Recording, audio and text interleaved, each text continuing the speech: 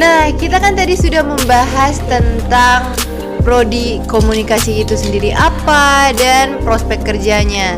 Nah, sebelumnya aku pengen memperkenalkan bintang tamu kita yang baru, yakninya Bapak Dion Erien selaku salah satu dosen Prodi Ilmu Komunikasi Universitas Darmandalas. Halo Bapak. Halo Devina. Iya, apa kabar Bapak kabarnya? Alhamdulillah. Alhamdulillah, luar biasa ya Pak ya.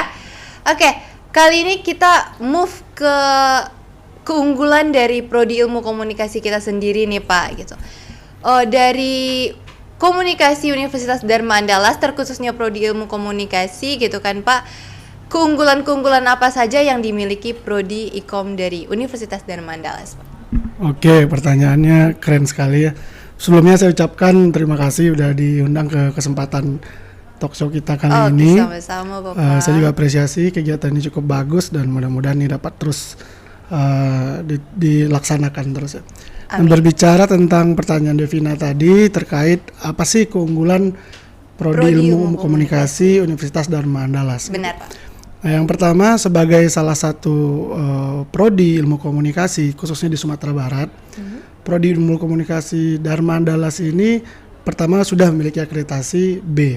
Nah, artinya sudah tidak ada keraguan lagi bagi calon mahasiswa ataupun mahasiswa yang sedang berkuliah di sini. Artinya terjamin secara kualitas dan itu pun kami tuangkan ke dalam proses PBM ya, belajar mengajar dan bagaimana menjaga kualitas itu tetap jaga. Itu yang pertama. Nah, yang kedua, Prodi Ilmu Komunikasi Dharma Andalas itu sendiri kita memiliki ciri khas di sini. Kita lebih menekankan kepada nilai-nilai karakter entrepreneurial di mana jiwa-jiwa kewirausahaan itu memang harus hadir di setiap lulusan kita gitu. Jadi dari proses perkuliahan pun nilai-nilai itu udah ditanamkan gitu, baik di dalam kurikulumnya maupun juga dalam kegiatan-kegiatan lain yang menambah pengayaan pengalaman mahasiswa. Karena kemandirian atau mental kewirausahaan itu diperlukan. Sekalipun kita tidak menjadi seorang wirausaha, ketika kita menjadi seorang profesional, biasanya dengan karakter itu kita bisa mampu lebih bersaing dan memberikan kualitas yang lebih baik biasanya kepada user ataupun di mana tempat kita bekerja nantinya. Kurang lebih seperti itu. Nah, yang kemudian di sini di Prodi Ilmu Komunikasi sendiri kita juga memiliki tenaga-tenaga pengajar yang profesional dan kompeten di bidang ilmunya masing-masing, tentunya di ilmu komunikasi. Dan ditambah juga kita memiliki banyak sekali kerjasama dengan berbagai pihak maupun pihak dari lembaga pendidikan maupun non pendidikan sehingga sangat terbuka peluang bagi mahasiswa kita memperkaya pengalaman atau experience-nya melalui platform kerjasama dengan pihak-pihak tadi itu. Nah, kurang lebih seperti itu. Baik, berarti Prodi Ilmu Komunikasi Universitas Dharma Andalas sendiri sudah terakreditasi B ya Pak ya. Dan tentunya ibaratnya berarti Prodi Ilmu Komunikasi dari Universitas Dharma Andalas sendiri sudah lumayan lama berarti ya Pak ya. Maksudnya untuk di skala Sumbar sendiri Prodi Ilmu Komunikasi kita berarti dalam jangka waktu bagaimana gitu Pak? Maksudnya apakah sudah lama, apakah kita sesepuh dari Prodi Ilmu Komunikasi begitu Pak? Oke, bicara historis sedikit ya. Iya, benar. Prodi Ilmu Komunikasi ini berdiri di Universitas Dharma Andalas itu pada tahun 2014. 2014. Nah, dan sampai saat ini kita sudah memiliki cukup banyak lulusan di mana mereka juga sudah terserap di berbagai macam lapangan pekerjaan.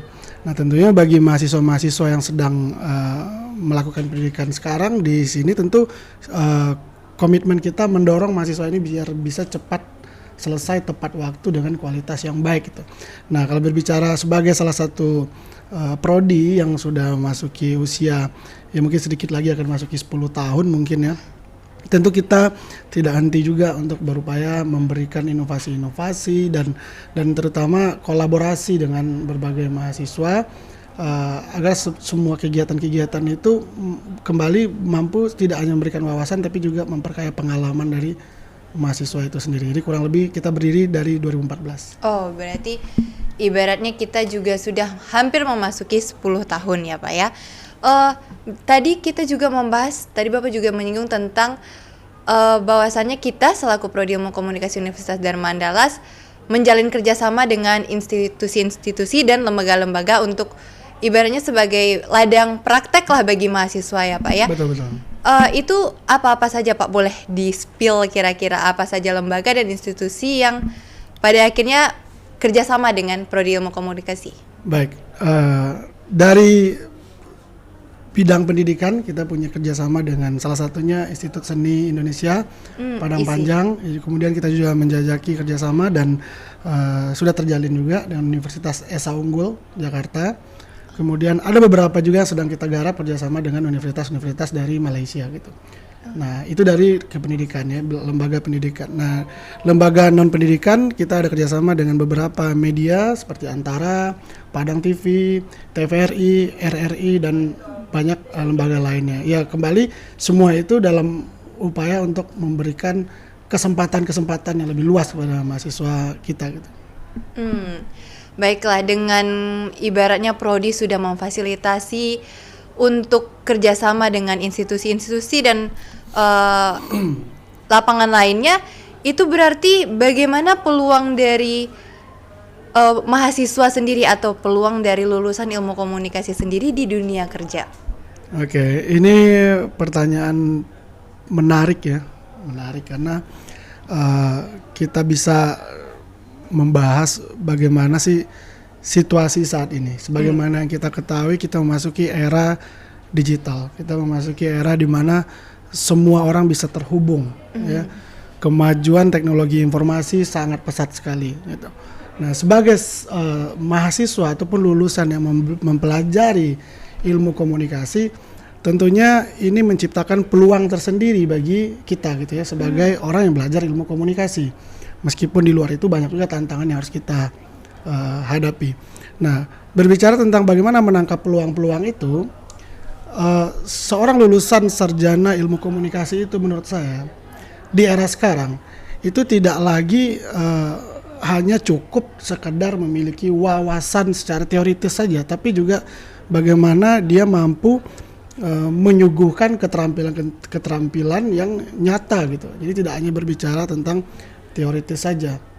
Nah, biasanya dalam dunia kerja berbagai macam lembaga itu akan melihat kompetensi dari lulusan ini. Nah, kompetensi itu dapat dilihat dari pertama keilmuannya, yang kedua tingkat pengalamannya, gitu ya.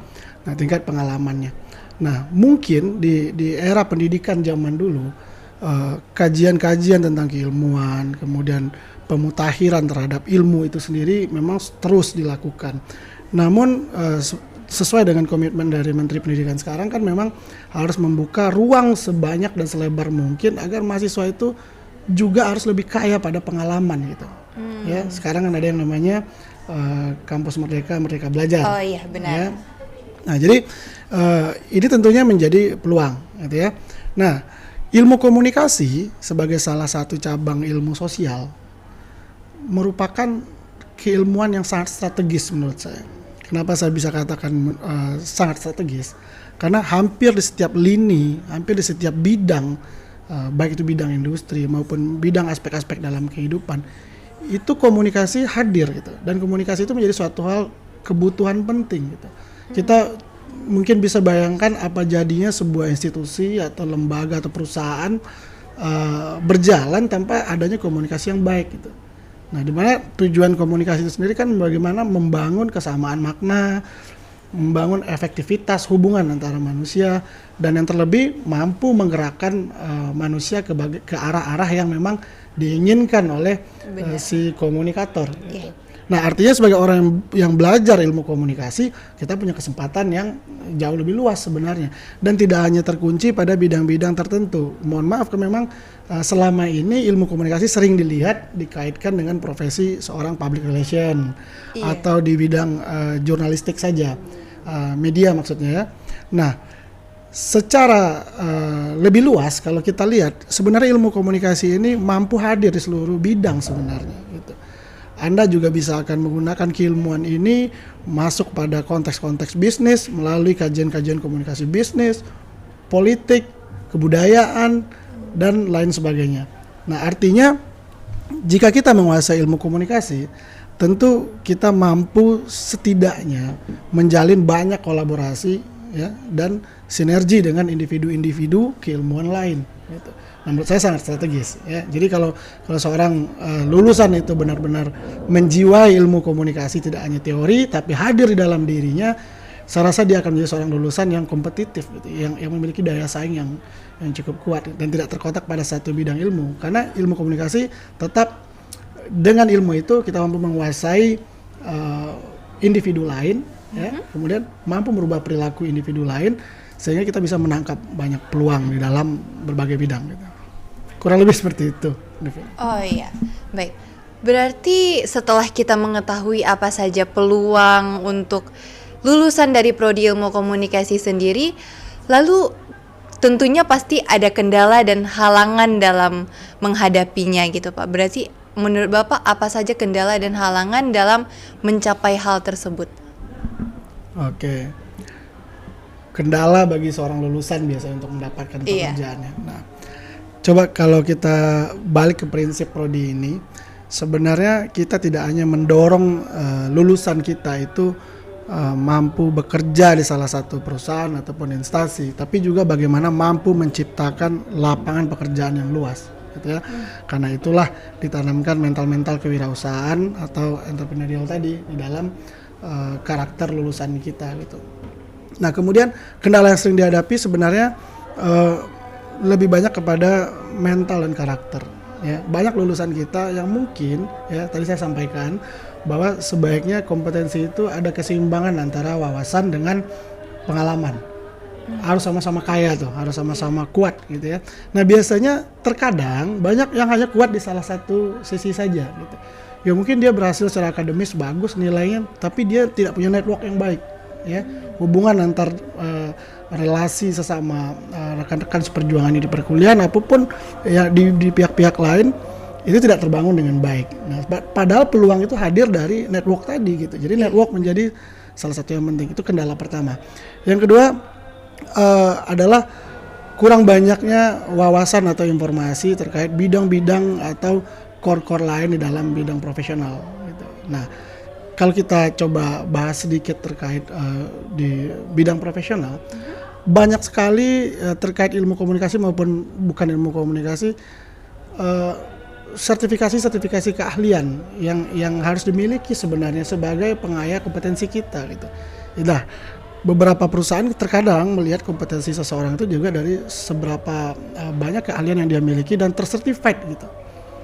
Nah, gitu. Berarti jadi ibaratnya apapun keahlian atau keahlian yang dimiliki itu tersertifikasi begitu ya. Nah, sebaiknya begitu. Jadi sebaiknya begitu. Karena banyak sekali untuk PR ada juga, untuk yang terkait teknikal di media juga banyak sertifikasi keahlian. Jadi dengan hal-hal itu saya rasa itu bisa membuat kita memiliki daya saing yang lebih baik di lapangan pekerjaan gitu. Nah, yang terakhir kendala yang terbesar adalah